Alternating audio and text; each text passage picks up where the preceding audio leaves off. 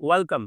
आज के इस लेक्चर में हम साउंड की स्पीड के बारे में बात करेंगे। हमने पहले डिफाइन किया था साउंड क्या होता है, फिर हमने साउंड की इस वेव्स को डिफाइन किया और एक बेसिक इक्वेशन हमने आपको बताई थी।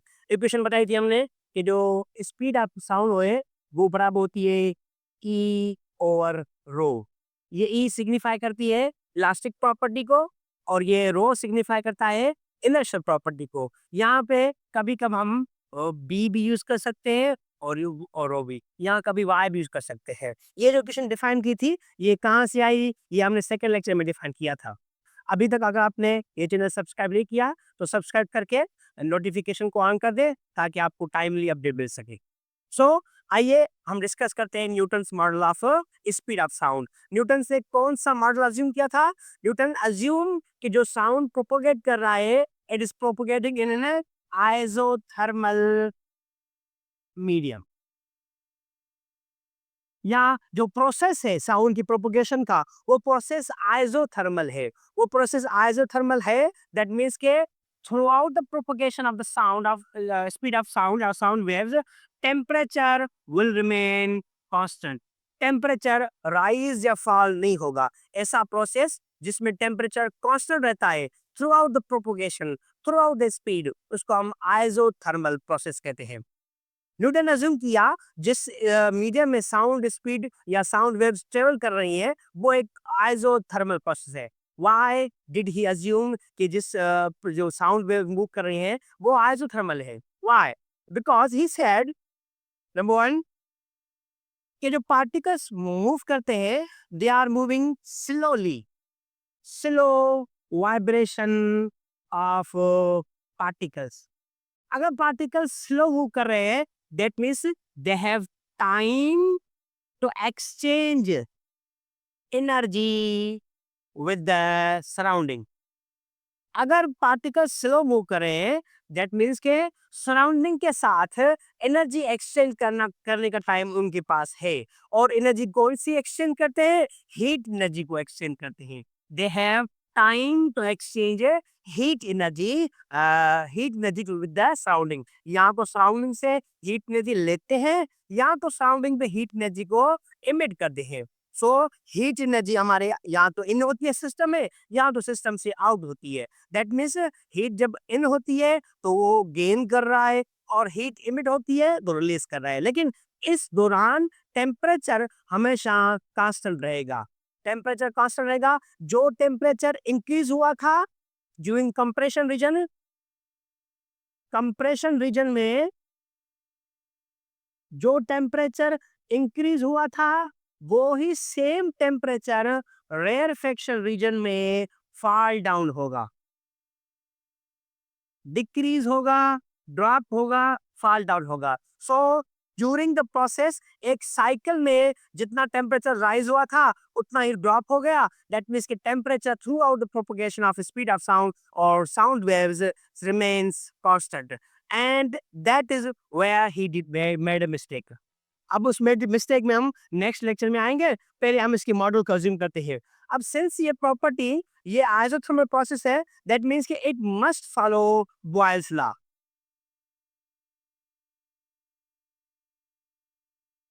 अगर ये सिस्टम आइसोथर्मल है तो बॉयल्स लॉ को वो सिस्टम फॉलो करता है। बॉयल्स लॉ क्या कहता है कि at every point the product of P and V is constant. अगर टेम्परेचर कांस्टेंट है तो प्रेशर और वॉल्यूम में ऐसी चेंज आएगी या इस तरह से चेंज होंगे कि दोनों की प्रोडक्ट हर पॉइंट पे सेम रहती है। That is the Boyle's law. इस प्रोसेस इस पॉइंट से उसने ये हमारी स्पीड ऑफ साउंड वेव्स को डिटरमाइन किया है। कैसे किया है? अब यहाँ पे हमने डिफाइन किया है कि न्यूटन ने कौन सा मॉडल या कौन सा प्रोसेस अज्यूम किया था, आइसोथर्मल अज्यूम किया था। Why did he assume? कि उसने कहा था कि पार्टिकल्स स्लो मूव करते हैं। अगर पार्टिकल स्लो मूव करेंगे that means they have time to exchange energy to the system और from the system. That means के यहाँ तो टेम्परेचर अगर बढ़ गया है तो फॉल डाउन हो जाएगा, यहाँ तो फॉल हुआ तो इंक्रीज हो जाएगा। लेकिन through out the propagation of sound wave temperature हमारा कांस्टेंट रहता है। और वहां पे अगर टेम्परेचर कांस्टेंट रहता है, दैट मीन्स कि वो स्पीड ऑफ जो साउंड है या साउंड वेव्स है वो बॉयज लॉ को फॉलो कर रही है। बॉयज लॉ क्या कहता है कि अगर टेम्परेचर कांस्टेंट है तो प्रेशर एंड वॉल्यूम ऐसे चेंज होंगे जे जो कि हर पॉइंट पे उनकी स्पीड कांस्टेंट रहती है, सॉरी उनके प्रोडक्ट कांस्टेंट रहती है। अब यहां से हम इसका मॉडल की कैलकुलेशन करना शुरू करेंगे। हमें मॉडल क्या है, बॉयस लॉ को हम फॉलो करेंगे। बॉयस लॉ क्या कर रहा है कि product of P into V is constant. लेकिन पहले यहाँ पे आ जाए, equation of speed of sound हमें क्या मिली है, हमें मिली है वी इक्वल टू रो या ई या रो बी और रो। ये बी शो कर रही है इलास्टिक प्रॉपर्टी को और रो शो कर रही है हमारी डेंसिटी या इनर्शियल प्रॉपर्टी को। अगर हम ये इसको थोड़ा फर्दर डिफाइन करें तो ये बी क्या होता है, that is equal to stress और स्ट्रेन। स्ट्रेस प्रेशर के मुताबिक होता है और स्ट्रेन होता है change of something per unit change of something. Change को हम डिफाइन कर सकते हैं। यहाँ पे स्ट्रेन जो बात करेंगे वो होगा डेल्टा वी ओवर वी, और जो स्ट्रेस होगा वो होगा change in pressure. So B will be equal to delta P over delta V over V. यानी अगर हम ये फाइंड करें तो हमें बी मिल जाएगी। अगर बी मिल जाएगी तो हम इस इक्वेशन में पुट करेंगे, हमें स्पीड ऑफ साउंड मिल जाएगी। ठीक है, सो आइए हम अज्यूम करते हैं अपने बॉयस लॉ को। अब बॉयस लॉ क्या कर रहा है कि सपोज करें आपके पास दो पॉइंट है, यहाँ पे प्रेशर था ए पॉइंट है, यहाँ पे प्रेशर था पी और वॉल्यूम था वी। अब इस पॉइंट में इस ड्यूरेशन में प्रेशर डेल्टा पी इंक्रीज हुआ है। अगर प्रेशर डेल्टा पी इंक्रीज होगा तो volume delta we times decrease होगा। सो यहाँ पे प्रेशर था पी, यहाँ पे प्रेशर क्या होगा पी प्लस डेल्टा पी, और यहाँ पे वॉल्यूम था वी, यहाँ पे वॉल्यूम क्या होगा वी माइनस डेल्टा वी। ये पॉइंट ए है, ये पॉइंट बी है, या ये पहले पॉइंट वन कर दे या पॉइंट टू कर दे। So Boyle's law says P one V one is equal to P two V two. P one क्या है पी, वी वन क्या है वी, पी टू क्या है हमारा पास पी प्लस डेल्टा पी, और वी टू क्या है हमारे पास वी माइनस डेल्टा बी। अब इसको ब्रैकेट्स को एक्सपेंड करेंगे तो ये होगा पी वी, ये पी मल्टीप्लाई होगा किससे, ये दोनों से मल्टीप्लाई होगा। जब आप एक्सपेंड करेंगे तो ये इससे भी मल्टीप्लाई होगा और ये इससे भी, P into V P V, P into delta we, ये माइनस है यहाँ प्लस है, minus into plus minus, P into delta V P delta we. Similarly ये जो डेल्टा पी है वो इससे मल्टीप्लाई होगा और इससे भी, plus into plus plus, V into delta P, plus into minus minus, delta P and delta V. सही है। अब देखिए यहाँ पे ये कैंसिल हो रही है, delta P P V cancel हो गया, यहाँ बचा zero is equal to minus P delta V plus V delta P minus delta P delta V. इसको आप यहाँ पे शिफ्ट कर दें, ये माइनस का यहाँ पे प्लस का हो जाएगा। सो ये हो गया P delta V is equal to V delta P minus delta P delta we.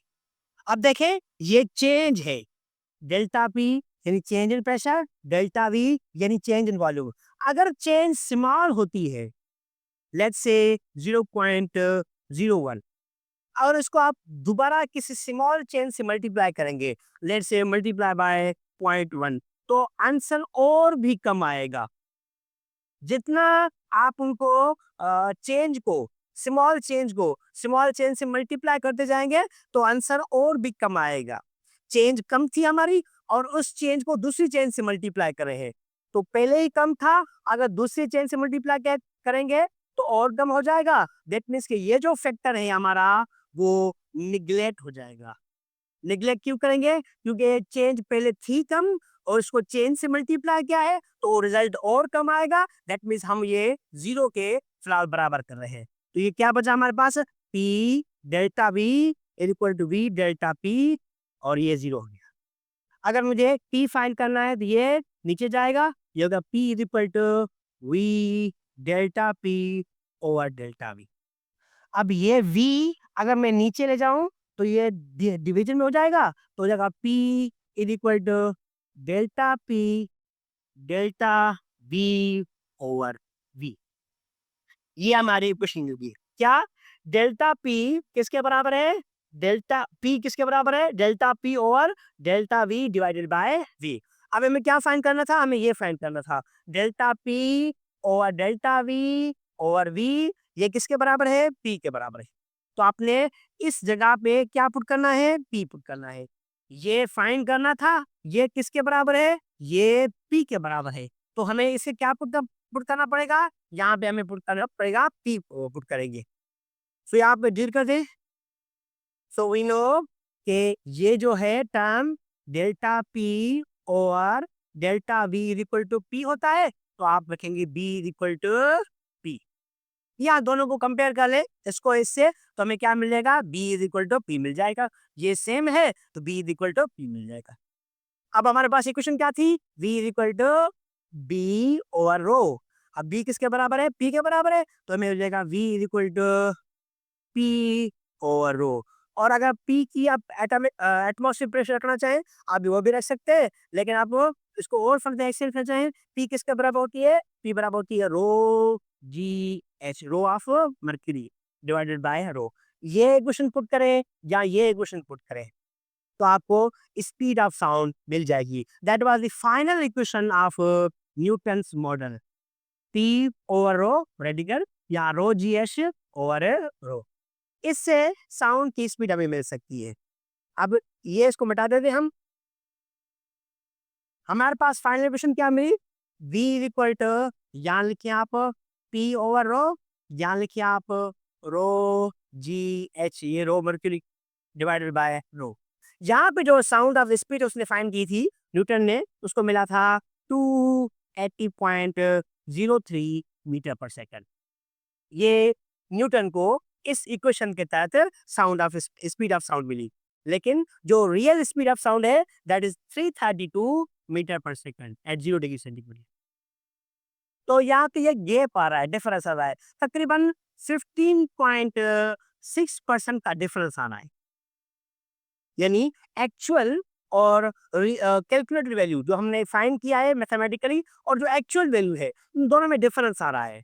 Difference कितना आ रहा है? 15% का। अगर डिफरेंस 1% या 0.1% या 2% होता, तो वो कैसे हम कह सकते हैं कि भाई ये कोई एरर आ गई है, रैंडम एरर आ गई है, या कोई एक्सपेरिमेंटल एरर आ गई है, या कोई ना कोई और इफेक्ट आ गया। लेकिन डिफरेंस है 15% का, तो ये काफी ज्यादा डिफरेंस है। दैट मीन्स कि हमारे ये जो एरर्स है वो इसको कंपनसेट नहीं कर सकती।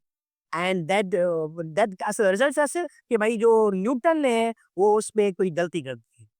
जो स्पीड ऑफ साउंड है वो है 332 metre per second at 0 degree centigrade, लेकिन जो उसने फाइंड की थी it was 280.03 metre per second.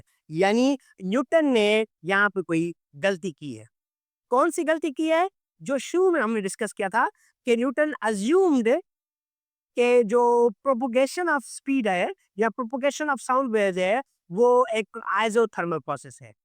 इसमें न्यूटन ने गलती कर दी, इसको करेक्ट किया था किसी और साइंटिस्ट ने। ये हम पढ़ेंगे नेक्स्ट लेक्चर में। तब तक के लिए अल्लाह हाफिज।